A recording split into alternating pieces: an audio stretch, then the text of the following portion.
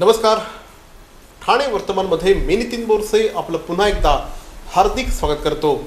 सादर करीत आहोत आजच्या ठळक बातम्या. ठाणे महानगरपालिका क्षेत्रामध्ये रस्ता रुंदीकरणाच्या चौथ्या टप्प्याला आजपासून सुरुवात झाली आहे. ठाणे महानगरपालिकेचे आयुक्त श्री संजीव जयस्वाल यांच्या नेतृत्वाखाली हा चौथा टप्पा आजपासून सुरू करण्यात आला आहे. शहरातील अनेक ठिकाणी ज्या मिसिंग लिंक्स आहेत त्या मिसिंग लिंक्स एकमेकांना जोडण्याचं मुख्य काम या संपूर्ण टप्प्यात करण्यात येईल अशी माहिती महानगरपालिका आयुक्त श्री संजीव जयस्वाल यांनी दिली आहे. मुख्यतः Samata Nagar, Nuribaba Dargah, R mall Manpada, Ram Maruti road, Kalwa, Kharegaon या संपूर्ण परिसरामध्ये ही कारवाई होणार असल्याची माहिती आयुक्तांनी दिली आहे. या ठिकाणची बांधकामं तोडल्यानंतर ताबडतोब या ठिकाणी रस्त्याची कामं पूर्ण होतील. आगामी पावसाळ्यापूर्वी ही सगळी कामं पूर्ण करण्यात येतील अशी माहिती देखील आयुक्तांनी दिली आहे. या सगळ्या रस्त्यांची टेंडर प्रोसेस देखील पूर्ण झाली असल्या कारणाने या कामाला विलंब होणार नाही. पावसाळ्यापूर्वी ही कामं पूर्ण करण्याचा आपला प्रयत्न असेल असं देखील आयुक्तांनी सांगितलं. प्रकारच्या बरेच रस्ते आयडेंटिफाय करण्यात आलेले. आज आपण काही रस्त्याची कामे सुरू केलेली आहे हे काढण्याबद्दल. आणि प्रामुख्याने जसं मला सांगावे असं वाटते की ह्या सर्व कामाला पूर्वनियोजित असल्यामुळे त्याची टेंडर प्रोसेस वगैरे सर्व झालेलं आहे. तर लगेच आपल्याला काम सुरू करता येईल. आणि माझा इच्छा आहे की हे सर्व कामे मे अखेरपर्यंत पावसाळ्यापूर्वी हे काम आपण पूर्ण करू.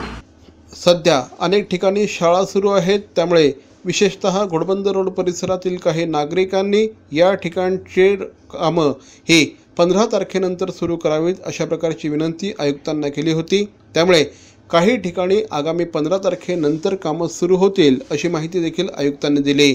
ठाणे महानगरपालिकेकडे सध्या रेंटल हाऊसिंग त्याचप्रमाणे BSUP अंतर्गत अनेक घरं उपलब्ध आहेत. त्यामुळे बाधित होणाऱ्या प्रत्येक नागरिकाचं पुनर्वसन केलं जाईल अशी भूमिका देखील आयुक्तांनी यावेळेस मांडली आहे. सध्या शाळा सुरू असल्यामुळे 13 तारीख नंतर तिथे कार्यवाही करावे आणि त्यामुळे आम्ही त्यांची मागणी मान्य करून 15 तारीखपासून तिथे आपण करणार आहोत. आणि तिथे पण आम्ही लोकांना जे बाधित होणार आहे त्या सर्व लोकांना आम्ही एक तो रेंटलमध्ये किंवा BSUPमध्ये आपण संधिका किंवा घर देणार असल्यामुळे कोणी पण माणसं रस्त्यावर उतरणार नाही, रस्त्यावर राहणार नाही. हे माझा नियोजन आहे आणि हे माझा याप्रमाणे आपण काम करत आहोत. गेल्या काही वर्षांमध्ये मानसिक आरोग्य ही अत्यंत महत्त्वाची समस्या निर्माण झालेली आहे. बदलती जीवनशैली, वाढलेली स्पर्धा, त्याचप्रमाणे माध्यमांचं अतिक्रमण हे सगळं कारणं या संबंधात मानली जातात. त्यामुळे डिप्रेशनचं प्रमाण देखील मोठ्या प्रमाणात वाढलं आहे. डिप्रेशन कमी व्हावं या दृष्टिकोनातून फार विशेष प्रयत्न होत नाहीत. त्यामुळेच आज जागतिक आरोग्य दिनाचं औचित्य साधून जागतिक आरोग्य संघटनेच्या माध्यमातून डिप्रेशन लेट्स टॉक अशा प्रकारचा संदेश देत या दिवसाचा संपूर्ण फोकस डिप्रेशनवर ठेवण्यात आला आहे. आजही मानसिक आरोग्याविषयी फारसं बोललं जात नाही, जागृती नाही. या संदर्भात जागृती करण्यासाठी आज सिव्हिल हॉस्पिटलच्या वतीने एका रॅलीचं आयोजन करण्यात आलं होतं. सिव्हिल हॉस्पिटलमध्ये काम करणारे अनेक डॉक्टर्स, कर्मचारी हे या रॅलीमध्ये सहभागी झाले होते. आणि नैराश्य जर असेल तर काय करावं यासाठी आपण जनजागृती करत आहोत आजच्या दिनानिमित्त. आणि त्यानिमित्त आज सिव्हिल हॉस्पिटलतर्फे आपण रॅली काढत आहोत. त्या रॅलीमार्फत आपण हे नैराश्याची लक्षणे व नैराश्य झाल्यानंतर काय करावं आणि नैराश्याच्या वेळी मदतीसाठी कुणाला अप्रोच करावं यासाठी आपण आज जनजागृतीची मोहीम आखली आहे आणि त्याप्रमाणे आज आपण रॅलीसुद्धा काढत आहोत. ठाणे महानगरपालिकेचे विरोधी पक्ष नेते मिलिंद पाटील यांनी मुंब्रा प्रभाग समिती अंतर्गत पाहणी दौरा काल केला. या पाहणी दौऱ्यादरम्यान मुंब्र्यातील प्रलंबित विकास कामांचा आढावा देखील घेण्यात आला. त्यात प्रामुख्याने मिनल कंपाऊंड शेजारील असलेल्या कब्रस्तान, कौसा येथील मार्केट शाळा, मुंब्रा बायपास रोड जवळील नव्याने बांधण्यात येणाऱ्या डॅम, त्याचप्रमाणे रेतीबंदर येथील रेल्वे सबवे या संदर्भातल्या कामांची पाहणी यावेळेस विरोधी पक्षनेते श्री मिलिंद पाटील यांनी केली. मित्तल कंपाऊंड शेजारी असलेल्या कब्रस्तानाच्या जागेमध्ये भरणी घालून नागरिकांसाठी खुलं करून देण्याचे आदेश संबंधित अधिकाऱ्यांना यावेळी देण्यात आले.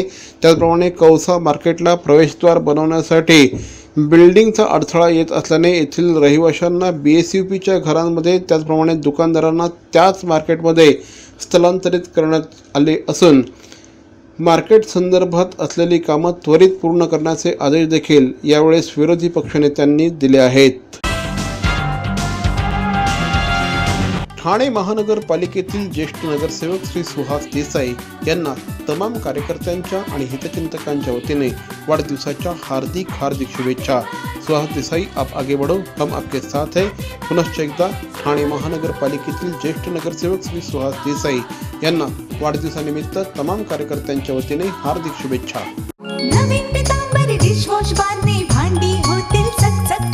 नवीन पितांबरी बार मध्ये आहे अँटीबॅक्टेरियल एजंट, जो भांड्यांना चकाचकच नाही तर निर्जंतुकही बनवतो। सर्वोत्तम स्वच्छता तुमच्या पाशी, जर नवीन पितांबरी बार असेल तुमच्या हाती।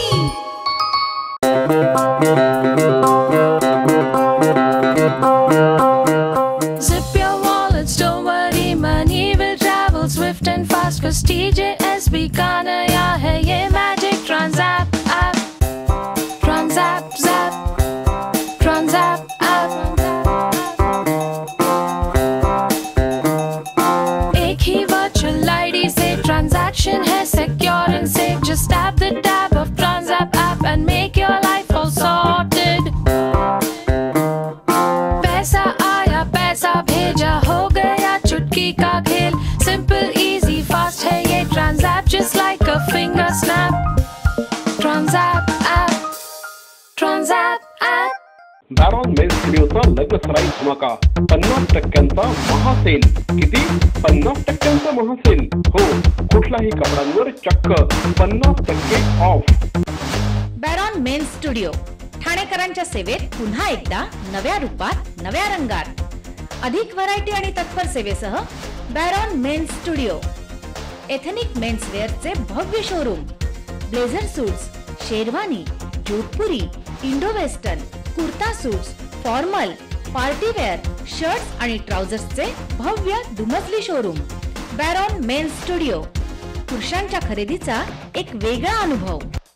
चला तर मग वाट कसली बघताय, सहभागी होऊ बॅरॉनच्या 50% महासेल मध्ये। बॅरॉन मेन्स स्टुडिओ, आमंत्रण हॉटेल जवळ, जिल्हा परिषदेसमोर, स्टेशन रोड, ठाणे। दूरध्वनी 02225304837। बॅरॉन मेन्स स्टुडिओ। विटावा परिसरातील आनंदनगर येथील शाळा क्रमांक 27 मधील शाळेचा प्लास्टर आज अचानक दुपारच्या सुमारास कोसळलं आणि या संपूर्ण प्रकारामध्ये शिक्षक विकास चव्हाण हे जखमी झाले आहेत। आज सकाळी 11 वाजण्याच्या सुमारास ही घटना घडली। आनंदनगर विटावा परिसरामध्ये ठाणे महानगरपालिकेची शाळा क्रमांक 27 आहे। या ठिकाणी आज सकाळच्या सत्रामध्ये 7वीचा वर्ग सुरू होता। हा वर्ग सुरू असतानाच या ठिकाणी असलेलं प्लास्टर कोसळलं। हे प्लास्टर कोसळलं आणि त्यामध्ये शिक्षक विकास चव्हाण हे जखमी झाले आहेत। सुदैवाने कुठल्याही विद्यार्थ्याला या घटनेमध्ये इजा झालेली नाही। क्विक हिल फाउंडेशन पुरस्कृत बीइंग रिस्पॉन्सिबल नेटिझन 2016-2017 हा उपक्रम टीम रिस्पॉन्सिबल नेटिझमने अत्यंत यशस्वीरित्या गेल्या वर्षभरात राबवला। या उपक्रमाचा सांगता समारंभ 11 एप्रिल रोजी सकाळी 10:30 वाजता ठाणे महानगरपालिकेतील कैलासवासी नरेंद्र बल्लाळ सभागृहामध्ये संपन्न होणार आहे। या कार्यक्रमात मागील वर्षभरात मुंबई ठाणे येथील 400 शाळांमध्ये काम करताना आलेले अनुभव या ठाणेकर नागरिकांसमोर शेअर होणार आहेत। या कामामध्ये सातत्याने मदत करणारे आणि प्रोत्साहन देणारे विविध शाळांमधील मुख्याध्यापक, शिक्षक आणि विद्यार्थी या कार्यक्रमामध्ये सहभागी होतील आणि अनुभव कथन करतील। इंटरनेटचा जबाबदारीने वापर करणं किती महत्त्वाचं आहे याविषयी शिक्षक, पालक आणि विद्यार्थी बोलणार आहेत। या कार्यक्रमाला सहपोलीस आयुक्त श्री आशुतोष डोंबरे, संगीतकार श्री कौशल इनामदार, सौ अनुराधा सोनी यांच्यासह ठाणे महानगरपालिकेचे उपायुक्त श्री संदीप माळवी हे देखील उपस्थित राहतील, अशी माहिती आज घेण्यात आलेल्या एका पत्रकार परिषदेत श्री उन्मेष जोशी यांनी दिली। आम्ही 11 तारखेला ठाण्यामध्ये एक प्रोग्राम करतो। आम्ही जवळजवळ 400 शाळांमध्ये मागच्या पूर्ण 1 वर्षभर प्रत्येक वर्गात जाऊन त्यांना सायबर सेफ्टीबद्दलचे धडे दिले। त्याच्यात 5वी, 6वी, 7वी आणि 8वी, 9वी, 10वी यांच्यासाठी वेगवेगळे कोर्सेस किंवा एक छोटं प्रेझेंटेशन आम्ही रन केलं। त्याच्यातून सायबर सेफ्टी काय, त्याची तुम्हाला गरज काय, म्हणजे मुलांना गरज काय, कशा प्रकारचे गुन्हे होऊ शकतात आणि त्या गुन्ह्यामागे सरकारी यंत्रणा किंवा आपल्या लीगल इम्प्लिकेशन्स काय आहेत, कायद्याने त्यांना काय काय शिक्षा होऊ शकतात, हे आम्ही त्या मुलांशी डिस्कस केलं। पूर्ण प्रोग्रामचा 1 वर्षामध्ये जो आम्ही कार्यक्रम केला, त्या कार्यक्रमाचा सांगता समारंभ आहे 11 तारखेला ठाण्यामध्ये। मरावे परी अवयव रूपी उरावे. अवयव दानाचा हाच संदेश जनसामान्यांपर्यंत पोहोचवण्याचा संकल्प घेऊन निघाले आहेत ज्येष्ठ समाजसेवक माननीय नानजीभाई खिमजीभाई ठक्कर ठाणावाला. त्याचसाठी काढण्यात आली एक भव्य दिव्य रॅली. अवयव दानासाठी सुरू आहेत ठिकठिकाणी जनजागृती सभा. लक्षात ठेवा, आपला अवयव दानाचा संकल्प वाचवू शकतो कुणाचे तरी प्राण, दूर करू शकतो कुणाचं तरी अपंगत्व अगदी कायमचं, फुलवू शकतो अनेकांच्या संसारात सुखाचे बगीचे. अवयवदानाच्या या महायज्ञात सहभागी व्हा. समाजरत्न श्री नानजीभाई खिमजीभाई ठक्कर ठाणावाला यांच्या पुढाकाराने जनहितार्थ प्रकाशित. अहो, आपण आपलं घर स्वच्छ सुंदर नेटनेटकं ठेवतो ना, मग आपण आपल्या शहराच्या बाबतीत उदासीन का? आपलं शहर स्वच्छ सुंदर आणि नेटनेटकं ठेवणं ही आपली जबाबदारी आहे, हो ना? मग उचला फोन आणि विना परवाना होर्डिंग्स बॅनर्स कुठे दिसले तर 1800-222-108 या टोल फ्री क्रमांकावर कळवा किंवा 7506946-155 या भ्रमणध्वनीद्वारे आपली तक्रार नोंदवा किंवा महापालिकेने तयार केलेल्या स्टार ग्रेड ॲप्लिकेशनद्वारे आपली तक्रार नोंदवा. त्याची दखल त्वरित घेतली जाईल. लक्षात घ्या, आपला छोटासा सहभाग आपलं शहर स्वच्छ सुंदर आणि नेटनेटकं बनवू शकतो. जसं आपलं घर तसं आपलं ठाणे शहर.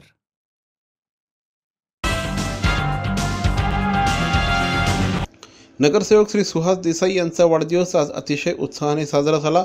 आज सकाळपासूनच त्यांना शुभेच्छा देण्यासाठी नागरिकांची, चाहत्यांची आणि मित्रांची एकच गर्दी झाल्याचं चित्र बघायला मिळालं. श्री सुहास देसाई यांच्याशी आम्ही वाढदिवसानिमित्त चर्चा केली.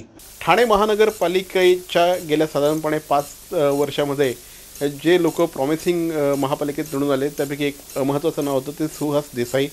सध्या भारतीय जनता पार्टीची सर्वत्र प्रचंड मोठी लाट चालू असताना देखील राबोडी परिसरातनं प्रचंड बहुमताने निवडून आलेले सुहास देसाई आत्ता आपल्यावर आहेत. त्यांचा वाढदिवस आहे.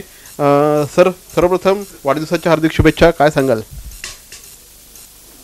धन्यवाद. राबोडीतल्या लोकांचं आणि माझं एक अटूट नातं, एक वेगळं बंधन आहे.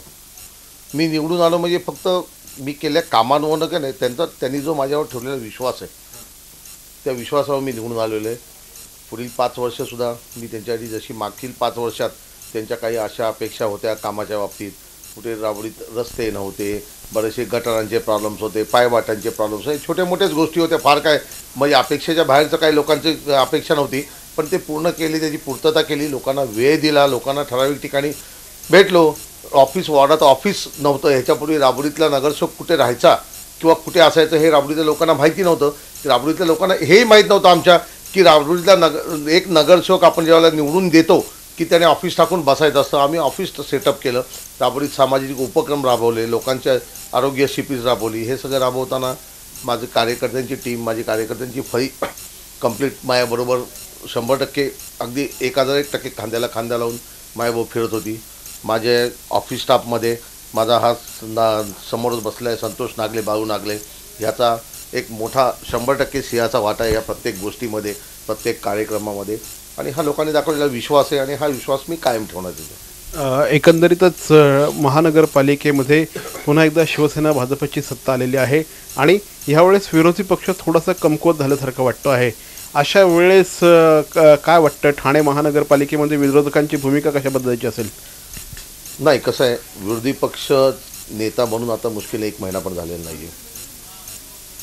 आणि आमचा जो आता मिलिंद पाटील, माझा भाऊ आहे, लहान भाऊ आहे माझा, एक सिनियर नगरसेवक आहे. मी संख्याबळाच्या हिशोबाने म्हणतोय. मी तुम्हाला सांगतो संख्याबळाच्या हिशोबाने सांगतो. आणि एक संयमी आणि एक चांगलं नेतृत्व पक्षाने सर्वपणे विचार करून सगळ्यांना घेऊन चालणारा असं एक नेतृत्व पक्षाने दिलेलं आहे 100%. दुसरी गोष्ट काय की आम्ही विरोधी पक्षात काम करताना आज आमच्याकडे जगदाळे साहेबांसारखी प्रचंड दीर्घ अनुभव सभागाचे असलेली लोक आहेत, नजीब मुल्ला आहे, अशी बरीचशी लोकं आहेत. आक्रमक जे सेकंड टाईम एक आमच्याबरोबर असलेले शानू पठाण आहे, अशी बरीचशी लोकंसुद्धा आहेत. आमच्या जागवरताई आहेत, अशी बरीचशी लोकं आहेत. त्यामुळे कमकुवत नाही. अभी तो देखो आगे होता है कि अभी तो बहुत बाकी है सर. अभी ये सवाल को आपको पूछने के लिए टाइम है. जगह अगली बार पुढच्या वर्षी जेव्हा तुम्ही माझ्याकडे याल तेव्हा नक्कीच तुम्ही मला हा प्रश्न उलटा विचाराल की साहेब तुम्ही काय विरोधक आक्रमक आहेत, काय ठाणे शहरासाठी तुम्ही करताय, हा प्रश्न तुम्ही मला विचारत. एकंदरीतच या महापालिकेमध्ये प्रशासन हवी झाल्यासारखं वाटतंय. नाही, मला तसं वाटत नाही आहे. प्रशासन किंवा प्रशासनाच्या बाजूने प्रशासन प्रमुख म्हणून जे जयस्वाल साहेब आहेत, आज त्यांचाही वाढदिवस असतो. आत्ताच मी त्यांच्याकडे जाऊन त्यांना भेटून आलो. त्या माणसाकडे विजन आहे काम करण्याचं, त्याला काम करायचं आहे. त्याला नुसते पोस्टर बॅनर लावून फिरायचं नाही, आम्ही करून दाखवलं, आम्ही करून दाखवलं, आम्ही करून दाखवलं. तो खरोखर रस्त्यावर उतरून करून दाखवतो. आज त्या माणसाचा वाढदिवसानं आजसुद्धा जे ठाणे शहराच्या ठिकाणी बऱ्याचशा ठिकाणी तोडफोड म्हणजे रस्ता रुंदीकरण वगैरे ह्या ज्या गोष्टी चालू आहेत त्या करताना बरेचसे लोक बाधित होतात, त्यांना सामावून घेणं वगैरे अशा गोष्टी तो माणूस कायमस्वरूपी करत असतो. सर्वसामान्यांचा विचार करतो, ठाणे शहराचा विचार करतो. ठाणे शहराचा नागरिक नसतानासुद्धा तो ठाणे शहराचा विचार करतो. आणि प्रशासन हवी आहे तुम्ही हा जो म्हटलं तर मी कदापि हे मान्य करणार नाही. कारण ठाणे शहराची वाढ, ठाणे शहराचे रस्ते, ठाणे शहरातली जी लोकसंख्या आज वाढलेली आहे, ठाणे शहरात घोडबंदर नावाचा जो एक परिसर मोठा प्रचंड प्रमाणात आज झपाट्याने वाढलेला आहे. ह्या सगळ्या गोष्टी दृष्टिकोनातून तुम्ही बघितलं तर ठाणे शहरात कामं आणि ह्या सगळ्या गोष्टी होणं गरजेचं आहे आणि प्रशासनाचं तेच काम चालू आहे. शहरातल्या आता ही तुमची सेकंड टर्म आहे, एक अनुभवी नगरसेवक म्हणून तुमच्याकडे बघितलं तर शहरातल्या कुठल्या गोष्टींना आज प्राधान्य द्यायला पाहिजे असं तुमचं मत आहे? प्रामुख्याने काय झालं, ठाणे शहर हे जवळजवळ 30-35-60 वर्ष जुनं आहे. आज शहरामध्ये वगैरे बऱ्याचशा ठिकाणी आमच्या पार्किंगचा जो प्रश्न आहे तो जटिल प्रश्न आहे. आणि ही पार्किंगचा प्रश्न, कारण आज काय होते, आम्ही सर्व्हिस रोड केले की तिथे पण पार्किंग चालू होऊन जाते. प्रत्येक ठिकाणी प्रशासन असू दे किंवा पोलीस यंत्रणा असू दे, तेवढी आपल्याकडे युनिट शक्ती नसल्यामुळे, मॅनपॉवर नसल्यामुळे प्रत्येककडे लक्ष देऊ शकत नाही. ठाणे शहरातला नागरिक हा सुजाण नागरिक आहे. ठाणे शहराला एक इतिहास आहे, फार मोठा इतिहास आहे ठाणे शहराला. त्यावेळेला ठाणे शहर हे तलावंत शहर म्हणून ओळखलं जायचं. ठाणे शहरातल्या नागरिकांना मी आवाहन करेन की आज प्रशासन किंवा महानगरपालिका किंवा महानगरपालिकेत तुम्ही निवडून गेलेले नगरसेवक आज तुमच्या ठाणे शहरासाठी, तुमचं ठाणे शहर सुंदर शहर, माझं ठाणे शहर सुंदर करण्यासाठी झटत आहे. तर तुम्हीसुद्धा तुमचा मोलाचा वाटा एक 10% 20% त्यामध्ये द्या आणि ते ठाणे शहर कसं सुंदर करता येईल त्यामध्ये, कारण शेवटी ठाणेकरांचा हातभार हा त्यामध्ये महत्त्वाचा आहे. आणि त्याच्यानं मी ह्या प्रसंगी मी त्यांना एक आवाहन करेन की खरंतर तुम्हीसुद्धा प्रशासनाला, तुम्ही तुमच्या नगरसेवकांना, स्थानिक नगरसेवकांना सगळ्यांना तुम्ही मदत करा की बाबा मी या ठिकाणी गाडी लावणार नाही, ह्या ठिकाणी कचरा टाकणार नाही. ह्या गोष्टी जर आपण सगळ्यांनी तंतोतंत पाहिला तर ठाणे शहर फार सुंदर होईल त्या नजीकच्या काळामध्ये. असं म्हटलं जातं राजकारण हा महत्त्वाकांक्षी लोकांचा प्रांत असतो. सुहास देसाईंची महत्त्वाकांक्षा काय? आणि प्लीज मला हे सांगू नका जनतेची कामं झाली पाहिजे वगैरे. मी आज ज्या पक्षामध्ये काम करतो किंवा आज जे आमचे नेते आहेत, आमदार जितेंद्र आव्हाड आहेत, डॅशिंग धडाडीचे नेते आहेत किंवा आमचे नेतृत्व, आमचे पक्षप्रमुख पवार साहेब आहेत, आमच्या पक्षाचे अध्यक्ष आहेत, त्यांनी सांगितले की राजकारण करताना तुम्ही 80% समाजकारण करा आणि 20% राजकारण करा. त्यामुळे आम्ही जे त्यांच्या चौकडीत बसूनच 20% राजकारण करतो आणि साहेब 80% समाजकारण करतो. माझ्या प्रश्नाचं उत्तर नाही दिलं तुम्ही.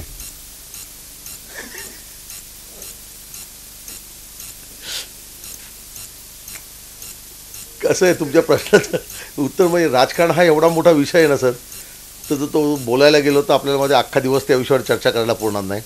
एवढा आहेत, बऱ्याच गोष्टी आहेत सांगण्यासारख्या. मी तुम्हाला तेच सांगेन की आम्हाला जे पक्षाने जे बिंबवलेलं आहे की 80% लोकसेवा करा आणि 20% त्यामध्ये राजकारण करा, 100% राजकारण करायचा प्रयत्न करू नका. लोक आपल्या जवळ आली पाहिजेत, लोक दुखावली नाही पाहिजेत, राजकारणाची हवा तुमच्या डोक्यात जाऊन देऊ नका. त्यामुळे आम्ही ते 20% फक्त राजकारण करतो. 20% राजकारणात सुद्धा बरंच काही ते सांगून जात आहेत. आणि पुन्हा एकदा वाढदिवसाच्या शुभेच्छा. आमच्याशी बोललात त्याबद्दल थँक्यू. तर मंडळी, आजचा हा एपिसोड आपल्याला कसा वाटला आम्हाला जरूर कळवा. मात्र तत्पूर्वी ठाणे वर्तमानचं यूट्यूब चॅनल सबस्क्राईब करा, लाईक करा आणि सगळ्यात महत्त्वाचं म्हणजे शेअर करा. कारण यूट्यूब हे मीडियम हे भविष्यातलं माध्यम आहे. ठाणेकर नागरिक, मग तो ठाणे शहरामध्ये असला, मुंबईमध्ये असला, नाशिकमध्ये असला, अगदी परदेशात कुठेही जरी असला तरीही ठाणे वर्तमानचं हे यूट्यूब चॅनल तो बघू शकतो. त्यामुळे अगदी परदेशातले देखील अनेक ठाणेकर हे आज आमच्याशी कनेक्ट झाले आहेत. त्यामुळेच ठाणे वर्तमानचं हे यूट्यूब चॅनल आपण बघत राहा, सबस्क्राईब करा, शेअर करा, लाईक करा. तोपर्यंत धन्यवाद. जय हिंद, जय महाराष्ट्र.